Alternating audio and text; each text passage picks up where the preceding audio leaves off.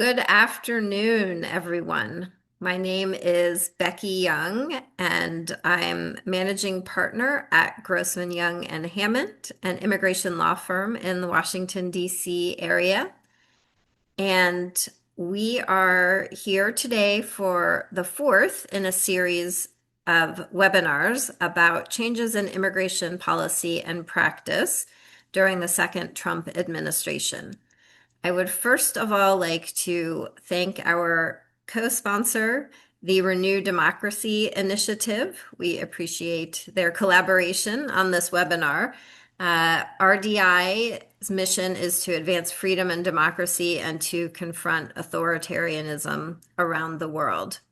I'm joined today by three of my colleagues, Dave Wetmore, Marcella Vieda, and Lauren Twist. And I would like to share a few housekeeping items, and then we'll get started with our substance. So, first of all, a disclaimer that what we express in this webinar should not be construed as legal advice. We're here to provide information, but if you do need legal advice, please consult a lawyer about your specific situation. Also, we will be taking questions at the end of the panel. We'll try to reserve about 20 minutes. And to the extent possible, we will also answer questions in writing during the webinar. Oh gosh, I'm echoing, I'm being told. Let me try turning on and off my audio. Can anyone else tell me whether I'm echoing or not? Because I can't hear echoing myself. How's the sound quality? It's okay. All right. Good. Sorry about that. Funny how just one little tweak can make a difference. So questions and answers, there is a Q&A feature in the at the bottom of your screen. So if you do have a question, please put it in the Q&A and not the chat. That will help us to keep track of questions that are being answered, that are being asked during the webinar. So I want to share with you the topics that we're going to be covering today. First, Dave is going to start with enforcement at the border and within the United States. And he will also cover immigration courts, litigation, and constitutional challenges. Next, Marcella will talk about travel. Let me see here. This is out of order. Humanitarian programs and protection pathways, as well as travel restrictions and global mobility risks. Then Lauren will be talking about changes to employment-based immigration, as well as universities, students, and global talent mobility. And then finally, I will touch on corporate compliance in a high enforcement environment, as well as strategic planning for employers and foreign nationals. So as usual, we have a lot of material to get through. And by the way, we're 464 days into the second Trump administration. We have 996 days to go. So there will be more of these webinars. But let me turn it over to Dave. And Dave, if you could briefly introduce yourself and then just dive right into your two topics, that would be great. Absolutely. Thanks, Becky, and welcome everybody. I'm Dave Wetmore. I've been with the firm now for about a year. Prior to that, I was the chief judge of the Board of Immigration Appeals, which is the highest administrative court for handling immigration cases in the U.S. And prior to that, I worked briefly for the Deputy Attorney General in Trump 1.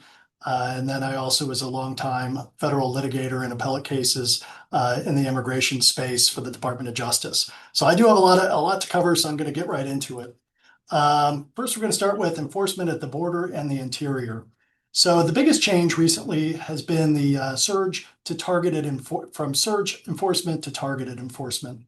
Following the conclusion of Operation Metro Surge in the Twin Cities of Minnesota, immigration enforcement has returned to a targeted enforcement approach. Targeted enforcement focuses on specific individuals, such as criminals and individuals with final orders of removal, using intelligence-driven routine operations.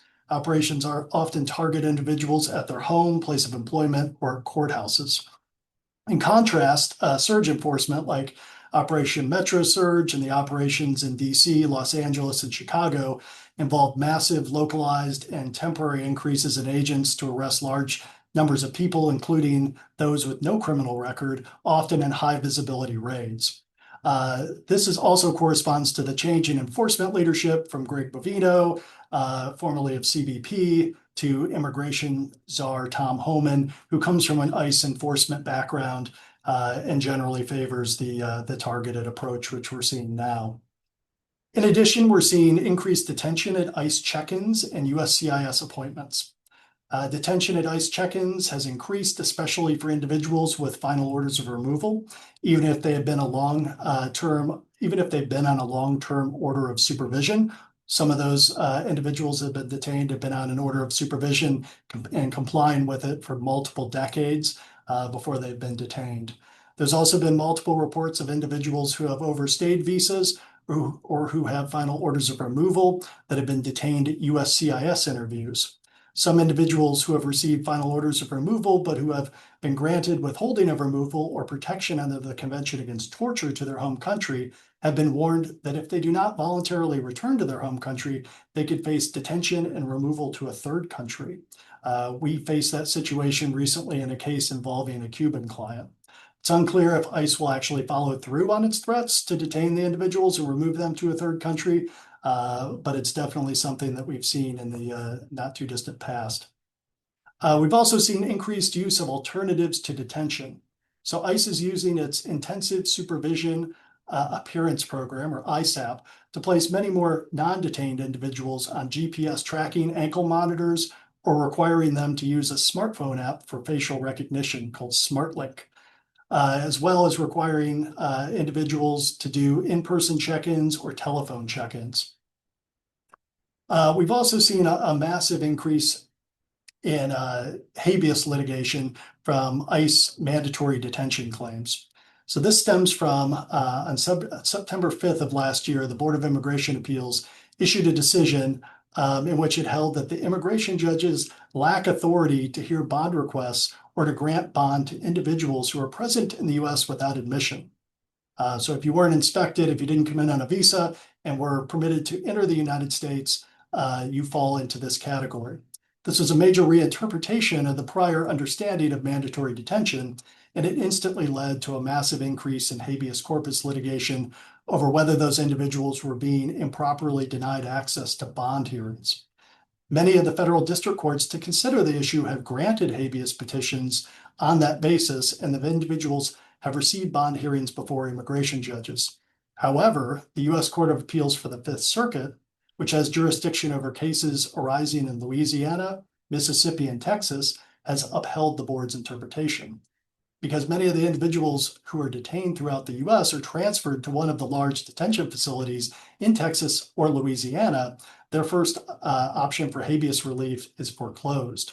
However, one way that we found to avoid this scenario is to preemptively prepare a habeas motion for a client who may be detained in the future at an ICE or a USCIS appointment that can be filed immediately in the jurisdiction where the individual lives, say in Baltimore or in Northern Virginia, which then locks in that jurisdiction while the individual is still in that court's jurisdiction and allows them to consider the habeas claim without having to rely on the Fifth Circuit case law.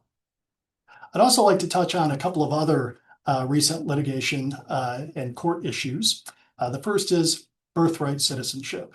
So on April 1st, as many of you probably are aware, the U.S. Supreme Court held more than 2 hours of oral argument in Trump versus Barbara, a major challenge to Executive Order number 14160 on birthright citizenship, which had been blocked by multiple federal courts during its ongoing lower court litigation.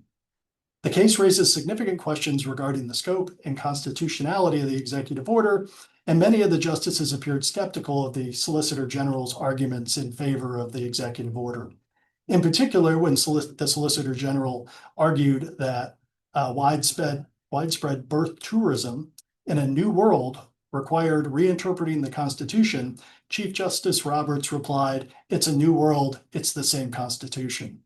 Many took this as a sign that the Chief Justice was not particularly fond of those arguments, and many of the other justices were seemingly skeptical of the premise as well. So a decision is expected later in the term on this important issue.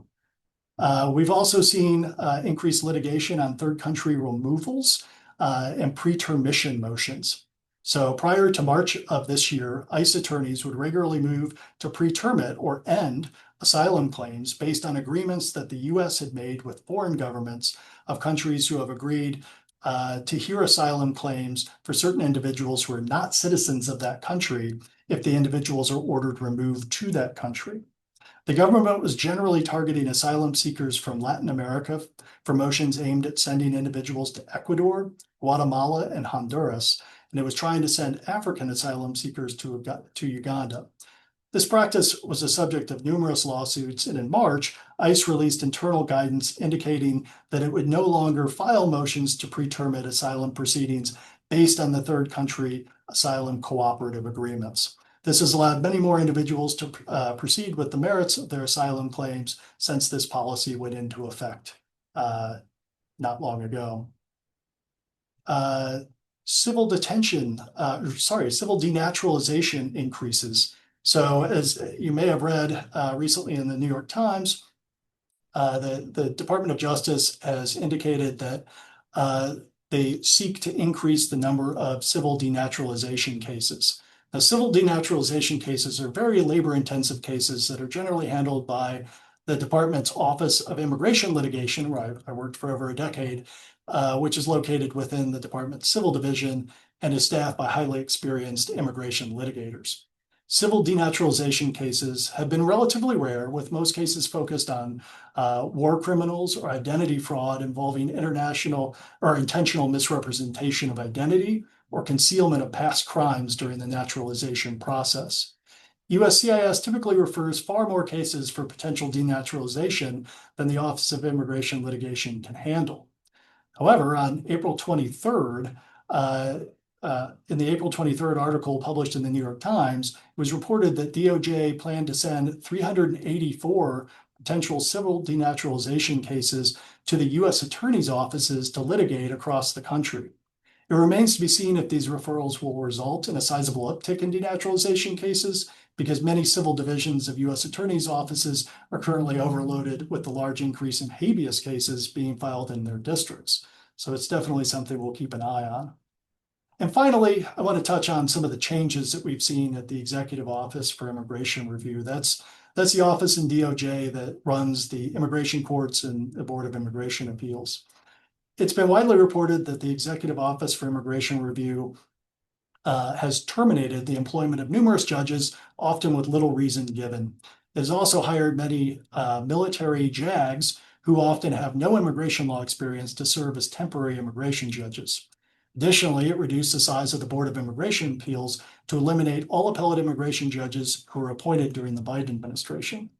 On March 9th, it implemented a rule that fundamentally alters the Board of Immigration Appeals procedures, shortening appellate deadlines from 30 to 10 days, limiting automatic reviews, and making summary dismissal the default for many cases unless a majority of the board votes to hear the case. However, that case was recently blocked, or those provisions were recently blocked by a district court judge in the district for DC, and so they have not gone into effect at this time. But that's definitely litigation that could be fundamentally changing to the administrative procedures of immigration cases if those procedures were to go into effect. And with that, I'll hand it back to Becky. Thank you very much, Dave. So we have one question that is about litigation, and I'm going to explain the question, and then Dave and Marcella, if you happen to have any helpful advice, please share. But I believe the individual, so the individual is referencing a case where a plaintiff in a federal court case was able to get a preliminary injunction for their adjustment of status case to go forward. So as background, many of you may know that there's an adjudications or processing ban on many types of cases based on nationality or case type. And in this case, the plaintiffs were successful in getting a preliminary injunction specific to themselves. And the questioner is asking whether we are aware of any potential class action lawsuits that Afghan asylees, adjustment applicants presumably, could join to get a similar preliminary injunction, or I guess maybe the broader question is if we have any other thoughts about that particular case or the end of the adjudications ban or any actions that Afghan uh, asylees could take at this time. Yeah, I can take that one. So I'm not aware specifically of any class action that would involve Afghan citizens. Um, But I do know that there is a lot of litigation currently going on right now on this exact issue. People are succeeding on APA claims, Administrative Procedures Act claims, in addition to your regular mandamus claims for delayed actions. So, challenging some of these pauses as arbitrary actions in violation of the APA. We certainly can look into whether there's any larger litigation going on with respect to individuals from Afghanistan, but I'm not aware offhand. I don't know, Marcella, if you know of any, but I know there's a lot of litigation out there. Yeah, and someone else had also added Iranians. I think the same answer would apply to Iranians, other than pursuing your own litigation, which could be a costly exercise. We're not aware of a class action. Sounds like a good opportunity for someone to put together a class action lawsuit, but nothing that we know of at this time. If we learn of anything, we can certainly publicize that on our social media. I'm guessing that most of the folks who are on this call probably follow us on social media, so we will certainly be sure to publicize anything we hear on that topic relating to Afghans, Iranians, or just in general. And so, with that, Marcella, I will turn the mic over to you. Thank you, Becky, and thank you, Dave. My name is Marcela Villela Sancinelli. I am actually an immigrant myself. I immigrated to the United States when I was 14 years old, and I became a naturalized citizen in February 2020. I have been with Grossman Young and Hammond since 2021, and I have been working in the general immigration space since 2018. So as soon as I graduated college, I went right into becoming an immigration attorney. I think following what Dave has shared with us today, I also think it's really important to talk about the topics Becky mentioned. So I'll be talking about the humanitarian programs and protection pathways, as well as travel restrictions and mobility risks. So, through several critical presidential proclamations and through government actions from the Department of Homeland Security, this administration has made it much harder for people to get immigration protection. So, programs that used to help people stay safely in the United States, like the temporary protected status that we refer to as TPS, humanitarian parole, asylum, and refugee protections, they have all been severely limited or changed in ways that make access to these pathways more difficult, if not impossible. So, for example, when we talk about TPS today, the key issue isn't just what it is, it's how unstable it's become across the different countries that used to have TPS. So, as of 2026, out of the 17 countries, only a few countries still clearly have active TPS protections without major legal fights involved. So, those countries are El Salvador, Sudan, Ukraine, and Lebanon. These are considered the most stable designations for now, though they require periodic renewal. So we will see what happens when the renewal comes up and what this administration decides to do. For many other countries, TPS is in much uncertain position. For example, Haiti, Syria, Ethiopia, Somalia, South Sudan, and Burma still have protections, but only because courts have stepped in to temporarily block government action from terminating TPS. Then there's a third group of countries where TPS has completely been terminated or is in the process of ending. For countries like Nepal, Honduras, Nicaragua, Cameroon, Afghanistan, Venezuela, and Yemen. So for individuals from these countries, many have already lost protection or are at risk of losing it very soon. I think what makes this even more complicated is that TPS decisions are being heavily litigated. So many nonprofit organizations or even individuals are suing the government for the legitimacy of the TPS terminations. Um, just to think of the picture of how many people are in the United States under TPS, As of March 2025, there were over 1 million people who benefited from TPS protections. And what does that mean is once the TPS protection ends, many of these TPS holders will revert back to their previous immigration status. And for many, that means becoming undocumented once again, which makes them potentially subject to removal proceedings. One important note that I want to mention regarding Haiti TPS, which makes them unlike other TPS designated countries, on April 16th, 2026, the US House voted to extend TPS for Haitian immigrants through 2029. This bill is now before the Senate. They haven't made a decision on that quite yet. And unfortunately, if it does pass the Senate, which we're unsure it will, the White House has already publicized that Trump would veto the bill. So we are going to continue to monitor TPS designations, but it really is a complicated issue as it creates further undocumented people should the TPS continue to be terminated. Another issue that we're seeing are parole programs. So, for example, although humanitarian parole still exists as a matter of law, an applicant can request parole into the US for humanitarian or significant public benefit reasons. The issue is USCIS still has to determine that they merit a favorable exercise of discretion. As we know, discretion is sort of one thing that as practitioners is hard to combat. USCIS has the right to make a decision based on any factor that they deem to weigh heavily in an applicant's, parole application. For example, discretionary options for military members that we know still exist, such as the immigrant military members and Veterans Initiative, parole in place, and deferred action. Though they exist, we are seeing USCIS heavily utilize discretion to essentially deny these applications without an explanation. There was a practitioner out in the Eastern Shore of Maryland who helped a couple whose U.S. citizen son is actively in the military. He is deployed. He is over 21 years old. They applied for deferred action, although they had no negative factors in their case outside of an entry without inspection. USCIS denied the deferred action applications without citing a particular reason, just saying that the negative factors outweighed the positive. So there's real danger in that any discretionary applications can lead to USCIS denying and initiating removal proceedings for folks who have maybe been in the United States for 10, 20 years without any kind of negative interaction with law enforcement.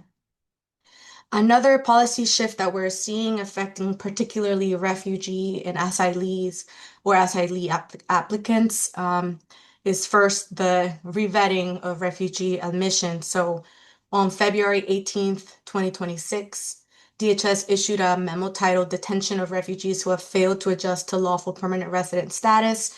This memo instituted essentially a new policy in which refugees needed to return or be returned to DHS custody for inspection and examination for their admission to being green card holders, or what we refer to as lawful permanent residents. If the refugee did not voluntarily return, the DHS policy said that you can go ahead and arrest and detain that individual and maintain custody for the duration of the inspection and examination process. Thankfully, though, on March 23rd, 2026, the International Refugee Assistance Project, along with other organizations, secured a court order blocking the government's national refugee detention policy. So as of March 23rd, the government is temporarily prevented from enforcing this new policy while the case continues.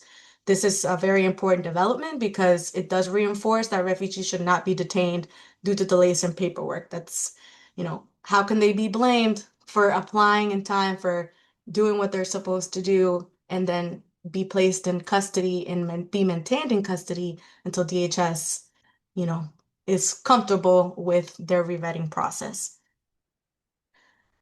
As we similarly know, there have been several presidential proclamations that have affected an individual's ability to pursue asylum in the United States. So the presidential proclamation of 10949, restricting the entry of foreign nationals to protect the United States from foreign terrorists and other national security and public safety threats, and Presidential Proclamation 10998, restricting and limiting the entry of foreign nationals to protect the security of the United States. When these two proclamations were first made public, USCIS first implemented a complete pause on all asylum applications in December 2025. That meant no matter from what country, all asylum applications were placed on a hold. It resumed adjudication of asylum applications for non-listed countries on March 30th, 2025. So that means that if you were a person not from a listed country of the travel ban, so there are 39 countries listed, and I will speak about them shortly, then you could now continue to receive a decision from USCIS regarding your asylum application. But we're talking now about a significant backlog of individuals whose applications were placed on a hold, and we're unsure of how this will affect the already long backlog that we have for asylum applicants in the United States. Um, However, the following countries still have a complete ban on asylum and other relief benefits, such as Afghanistan, Burkina Faso, Chad, Republic of Congo, Eritrea. I mean, there are 39 countries here, and I can post the exact list. I don't think it would be beneficial for me to read them out loud, but these countries will still have a complete pause on asylum, on immigration benefits, and also entry into the United States for either temporary or immigrant purposes. And that leads me, yeah, to talk about the travel restrictions and mobility risks. So there's still the ongoing travel ban there's a full travel ban for 20 countries. That means that if you are a person from this country, you cannot enter the United States no matter what, whether under a non-immigrant visa or an immigrant visa. And then there is a partial travel ban, so only a suspension of non-immigrant visas and still ongoing immigrant visas for 19 countries. This is pretty significant for at least practitioners because one, it speaks to the international relationships that we're having with these countries, at least from this Trump administration.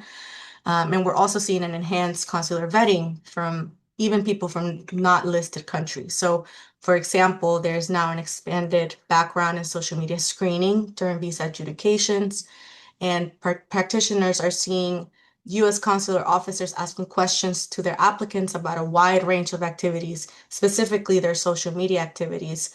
They are screening them for social media activism, either in support of Palestine or in what they're labeling anti-Semitism activity. These are questions that we did not previously see, and we are seeing an uptake in that as well. And so that is my portion. I'll go ahead and turn it over, I believe, to Lauren. To actually let's pause for just one moment because we have a few questions that we should probably address before we move on to the business immigration section. So first, a question generally about asylum processing, the current state of asylum processing. So this individual says, I've heard that asylum cases, which would typically be considered strong and approvable, are more recently being denied more frequently in immigration courts. Specifically, there are concerns about potential pressure from DOJ or senior leadership at the czar, influencing EOIR judges' decisions, possibly affecting judicial independence, and this could continue until the midterm elections if things change. Could you please share your perspective on whether this reflects current practice? Marcella, you look like you're in agreement with this. Do you have any thoughts you'd like to share?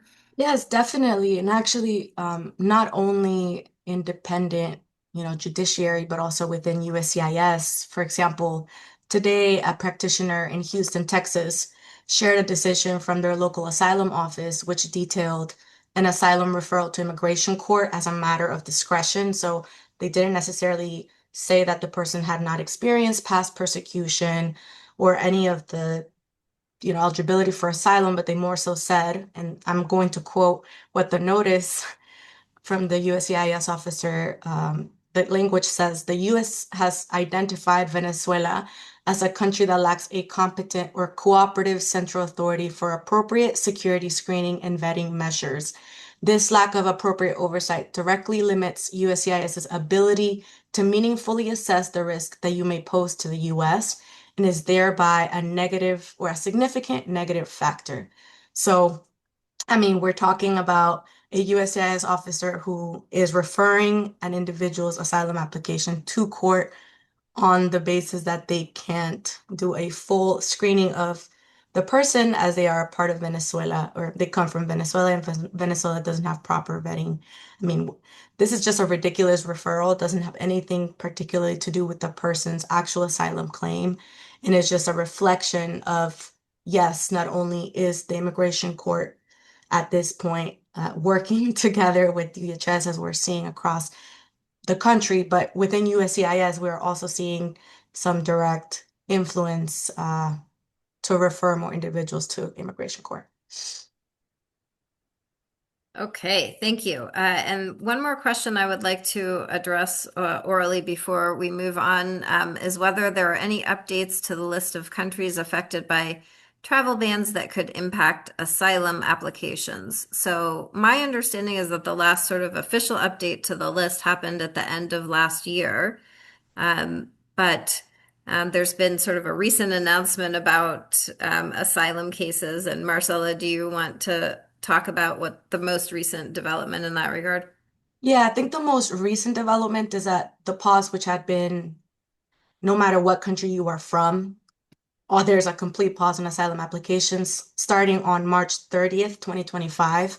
USCIS was prompted to continue adjudication for countries from the non-listed travel ban. So there are 39 countries on there, 20 that are subject to the full travel ban, and 19 that are subject to a more temporary travel ban, if you want to call it that. Those are still completely on hold for asylum applications and other benefit applications in USCIS. Okay, very good. With that, let's turn it over to Lauren to talk about some business immigration topics.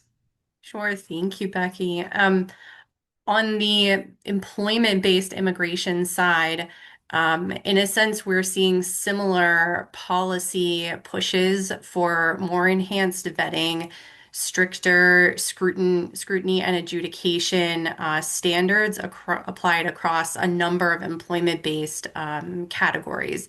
So certainly, as a general matter, seeing increases in things like requests for evidence, including on areas that may not typically have previously come up on an employment-based petition. There have been kind of newer trends on notices of intent to deny or NOIDs, as well as denials on certain applications or petitions.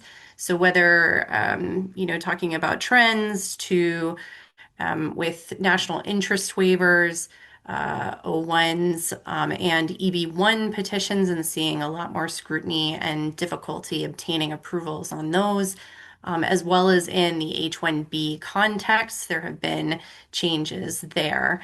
So to talk a little bit about that, and I want to ensure there's still plenty of time to talk about the compliance pieces as well.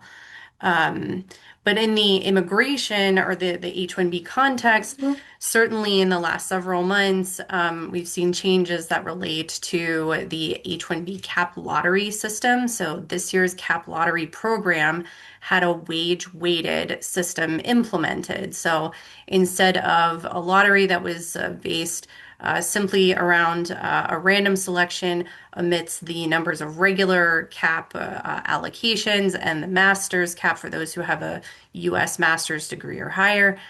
This year, there was a weighted system based on the wage level or the prevailing wage. And essentially, it meant that you would have more entries into the lottery, the higher the wage level. So the Department of Labor has a four-level prevailing wage system. So depending on what the offer roll was for the H-1B that was going to be entered in the cap lottery, if the wage being offered for that area of employment was at a high level, like a prevailing wage level four, you would have four entries into the lottery. If it was at the third level, prevailing wage level three, you would have three, and so on. So this has resulted in a system now where there is more of an allocation then and more of a statistical preference for higher level positions, higher paid position. And so that allocation is just more heavily tied to wages. This, of course, then has a significant impact on your statistical selection for positions that more traditionally need to benefit from the H-1B cap system, such as entry-level positions, startups, and other organizations that, might typically be bringing somebody into a newer occupation. So, in particular, students, those on F1 status, quite commonly, the track has been to complete a university program on an F1 student visa, and an employer may then apply for an H-1B cap. Therefore, they are coming in out of school in an entry-level position, and now having a wage-weighted system has made it more challenging in terms of selection. We may also continue to see developments on prevailing wages generally, and what those wage levels are going to reflect. And then in addition to that, there have also been changes just to fee structures and compliance. So there was an addition of an asylum program fee, but the bigger implication in particular for the H-1B program resulted from the proclamation from September 19th, 2025 for a $100,000 fee that would apply to new H-1B petitions, as well as petitions that are approved for consular notification. So it shouldn't impact those, for example, who are already in the US on an H-1B and extending, or changing their status into H-1B. But for new H-1Bs and those who are abroad requiring a consular notification, it would mean this very significant fee attaches that has to be paid at the time of filing, which of course then makes it very prohibitive for employers to consider this. And it certainly means that different options need to be explored, that the strategy needs to be laid out quite far in advance. We saw that with this year's H-1B cap lottery process, that it requires a lot more discussion and strategy planning as to what the offered role is going to be, what will be the options for the foreign national beneficiary, and thinking about what sort of backup options may be available in the event of non-selection, or in the event that there's a risk of receiving a consular notification, in which case this proclamation fee would attach to that. This also plays into, of course, impacts more broadly speaking. I mentioned students who are on F1 visas and therefore other organizations that may be affected, like startups, universities, research institutions. So, those who are in startups or other organizations may find it more difficult to compete with other companies in terms of the wage-based selection. Even founders of startups, early hires, as companies are getting off the ground, they may face more difficulty than in obtaining the H-1B visa or a different visa type that they would like, even in other areas, such as, perhaps an O-1, but it may face higher scrutiny and a higher evidentiary burden than what they might have seen previously with USCIS trends. For universities and research institutions as well, oftentimes these organizations would look at the cap exempt H-1B. So this is an H-1B visa that does not have to go through the cap lottery. So it's exempt from this cap. However, there is still this increased scrutiny regarding it could be the position and whether it qualifies as a specialty occupation. It can also be questioning whether the organization meets the statutory requirements of a cap exempt organization. This, of course, can create logistical challenges in, whether it's retaining new talent or even extending the visa status of an existing employee. It could mean longer timelines in order to obtain an approval. Quite often, it could mean delays due to things like requests for evidence. And it may mean increased costs as well, whether that is due to the increased scrutiny or whether it's consideration of something like the proclamation being involved for an H-1B. So all of this goes into the larger need for that upfront strategy planning when it comes to the employment-based side. It requires more coordination. It may also require more of an interaction in terms of discussing what the potential budget may be, as well as documentarily upfront, adding more information to try and mitigate the risk wherever possible of receiving those kind of requests for evidence from USCIS. Um, Perhaps with that, Becky, I don't know if you wanted us to go into some of the compliance trends that we've been seeing as well. Yes, why don't we turn to compliance trends? And I wanted to quickly answer one of these questions regarding dual citizenship and adjudications hold. So that's a tricky issue. I think that the State Department has spoken clearly on that issue. USCIS has not. And so to answer the question, we're seeing inconsistent results. Sometimes dual citizens are proceeding based on their non excluded citizenship, and in some cases, they're still being questioned. So I think that's our experience reflects what we've heard other practitioners experiencing, which is that there is really a lot of inconsistency in results towards dual citizens. Let's talk about corporate compliance. So first of all, in the Washington, D.C. area, we had about 100 restaurants audited last year during that exciting time that Dave described of surge enforcement. And what we're seeing is that the processing of the audits is taking a really long time. So we have had a handful of clients who've received results of their audits. They seem to be trickling in the past few weeks, but by no means have they processed all of those audits. So in normal circumstances, the audits would be processed probably in a few months. So they're definitely backlogged. And I think at one point when they started sending ICE officers to airports, that also impacted the processing of these cases.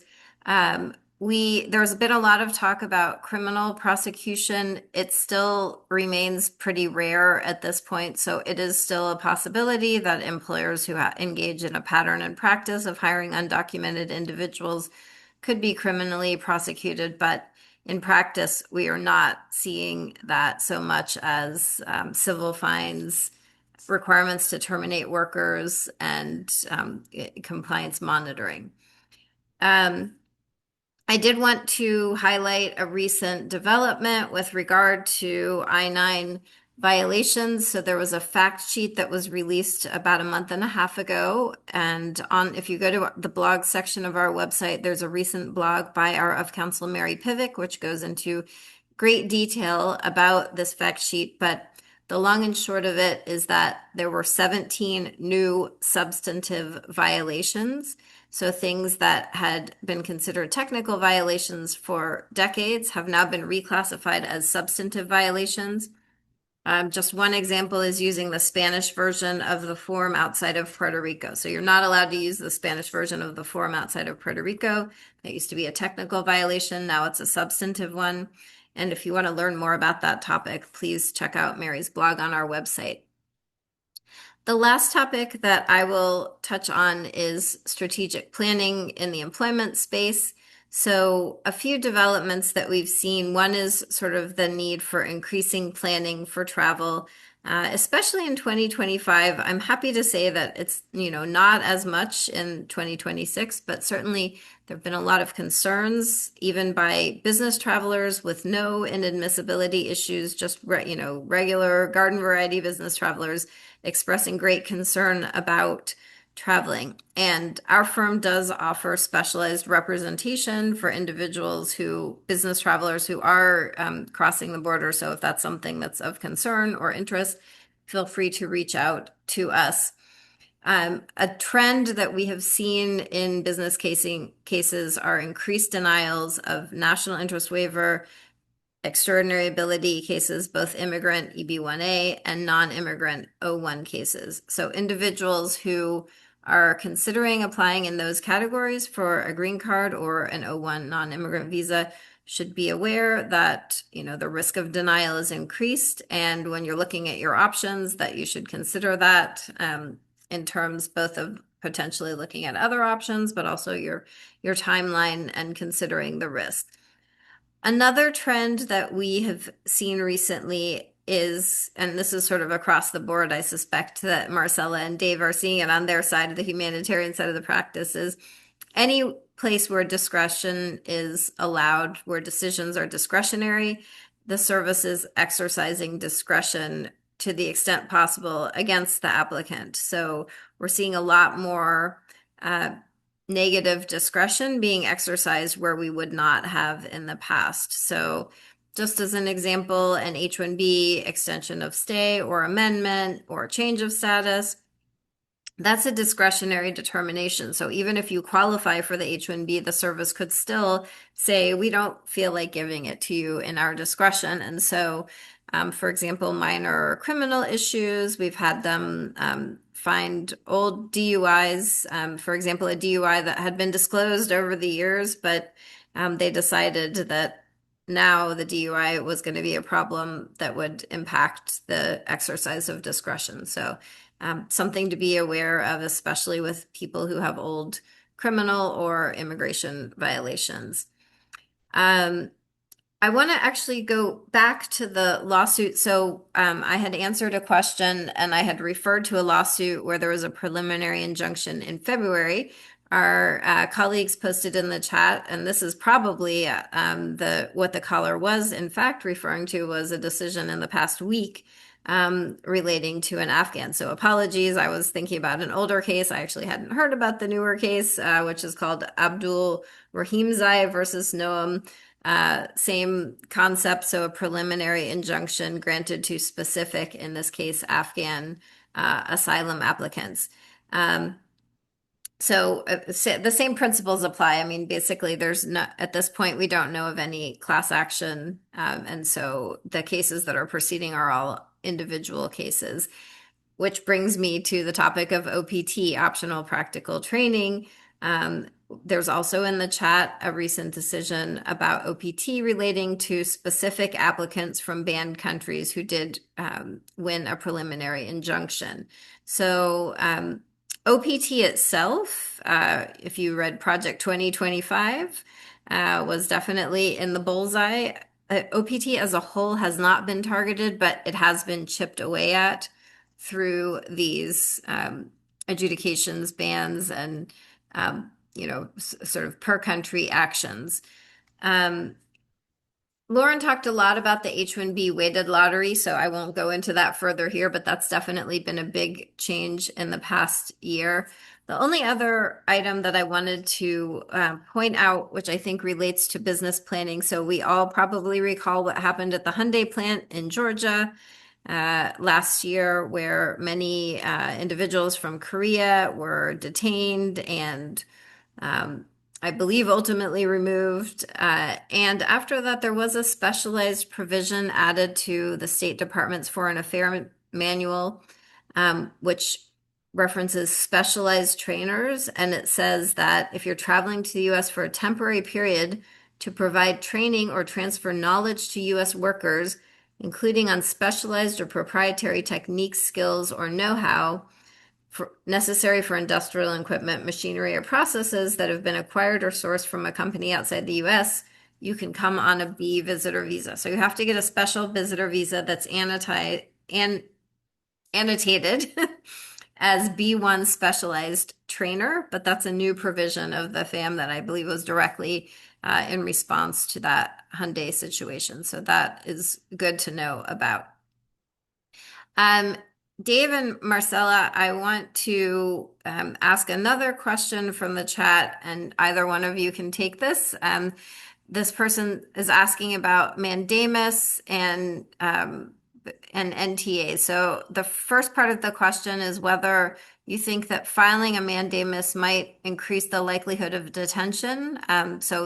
For this person says, for an I-90 or an asylum case, do you think that they would retaliate with detention if you were to file a writ of mandamus, such that people might want to avoid filing a mandamus? And also, whether in some cases it might be preferable to delay or try not to expedite the issuance of an NTA rather than to accelerate it, even if you have a strong asylum case. So, would either one of you like to speak to that question?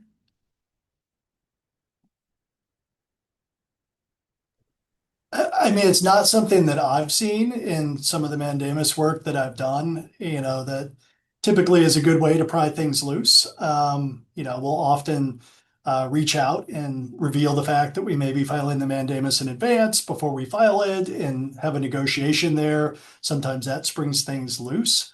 So you don't actually have to go into court and litigate it out, and that saves the government its and the courts its resources.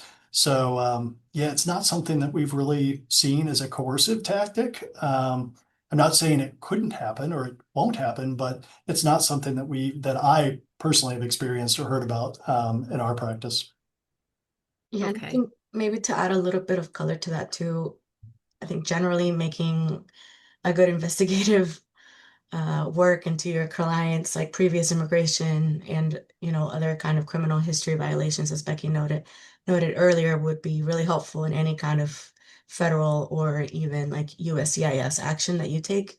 If they have an outstanding order of removal and you didn't know that, and you show up to an I-130 and I-45 marriage-based interview, they might be getting detained, right? So just the due diligence of understanding whether someone's prior immigration history, maybe they have an outstanding order of removal or they've been previously in removal proceedings. That I would say is probably the riskiest sort of information you want to find out before you take any action.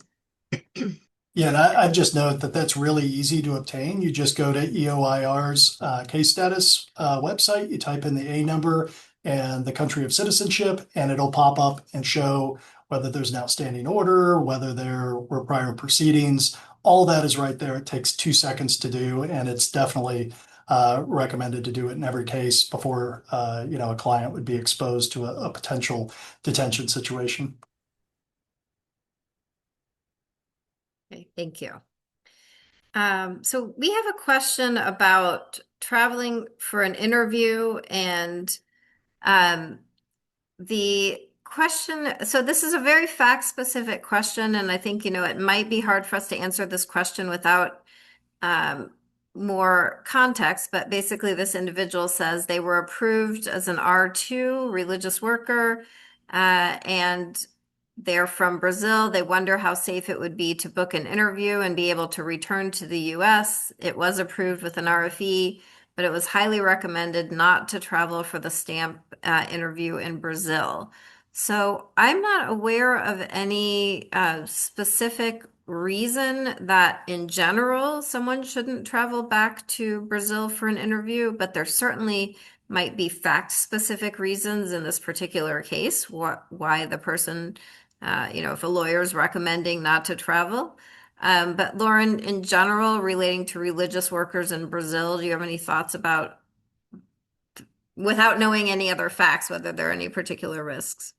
I'm not aware of particular risks to Brazil or to the category. I agree with you, Becky, that often there may be something fact specific to where it would be advisable to hold off on travel. Perhaps there are issues that might make it more likely that the applicant would encounter administrative processing delays, be issued a 221G.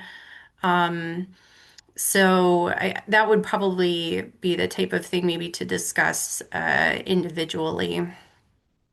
Okay, yeah, but as a general rule, I mean, people are applying for employment-based visas, including religious worker visas. Brazil was in the travel ban.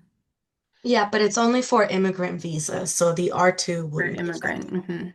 Yeah. Okay.